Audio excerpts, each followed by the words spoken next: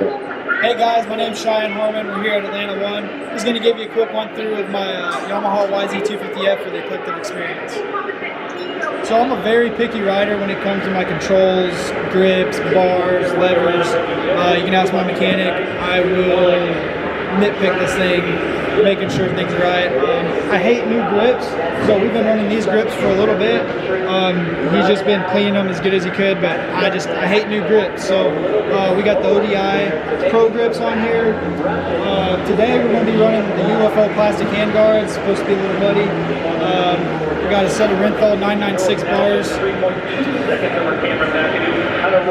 We also have a Slater Skin airbox cover over here. Had some crazy things happen, have changed bikes up. I got this bike 1 week exactly before the first Dallas round, so we're currently running a stock motor. So we did as many little upgrades as we could. Big thank you to Slater Skins for sending this airbox cover to help the bike breathe a little better, give it a little more air, a little more power.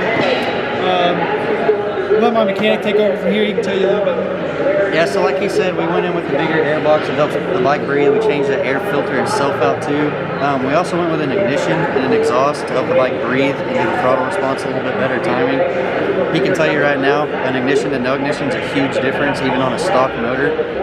He is real picky about where his levers and set are. We change those constantly. He constantly wants to adjust them. We also are running the X-Trig bar mounts, so no matter how tight you tighten the bolts, the fork still gets the full travel, whereas a factory fork clamp, they both bolt on the same side, so it pinches the fork and doesn't allow full travel. So this will help the suspension travel even if we have to torque it down for mud situations. We're running this Devolve whole shot device, so one cool thing I like about it, it runs a mud cover, so you never get dust or anything, so it's always a free fill and push. We do run our whole shot device super low. We're at 170 millimeters. Most guys are about 120 to 140. Cheyenne likes the front end down because he's a taller rider, so he likes to get over the front of the bike. We're also running the Hoosier tires. This is the MX, I want to say 25S. So this is the softer compound front tire. Just helps it stay in the rut, helps the tire roll with the dirt. We actually switched to the mud tire for the rear. We're going to try it for this series since it's a swamp out there. So they changed the tread and gave you more of that paddle style look, but it still splits up, so the mud still goes through the rut.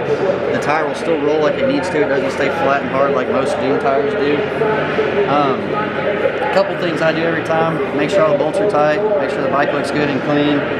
Always check your rotors and sprockets; those tend to loosen up quite a bit. Main thing is, man, make sure every bolt is put on the bike. If not, the bike falls apart out there.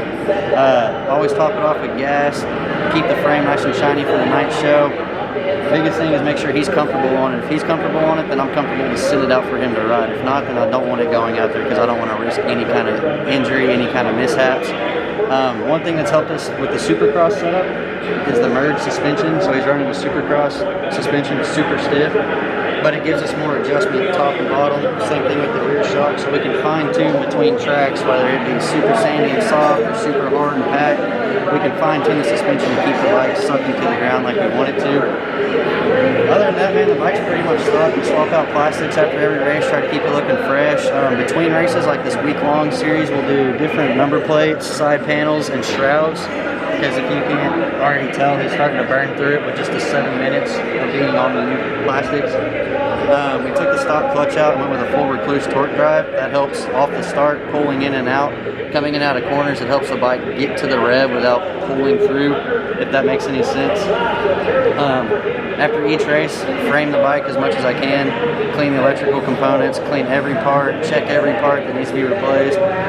Constantly retorquing spokes. Spokes come loose, believe it or not. But my main thing is, like I said, if I feel comfortable to send him out on it, then I know he's going to be good to go and ride it. Other than that, just another day here at the races.